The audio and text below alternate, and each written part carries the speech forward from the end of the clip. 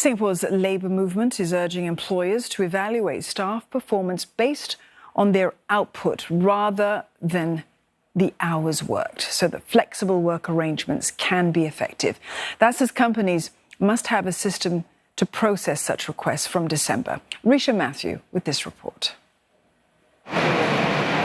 Choosing where, when and how much to work can give employees some flexibility in managing their time.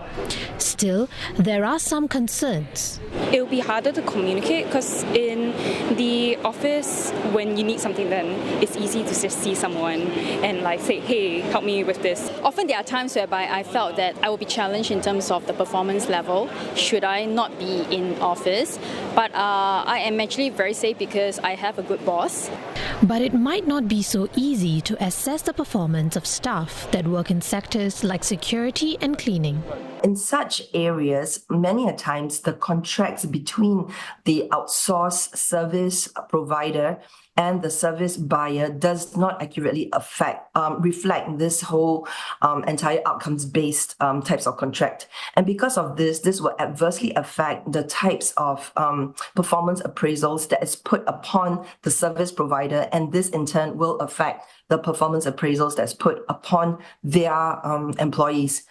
To utilize FWAs better, more help will be given to firms to upgrade their HR practices.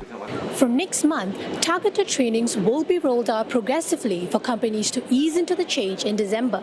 This includes masterclasses for business leaders as well as hands-on workshops for HR practitioners and supervisors. And if done right, these can also help boost productivity of companies. It is also an opportunity for companies to look at job redesign, because the tripartite guidelines, while it encourages flexibility, it also opens the door for many companies to really say, do we need to change workflows? Do we need to change processes to support this FWA? And how can that translate to, maybe greater productivity as we redesign the job to support this?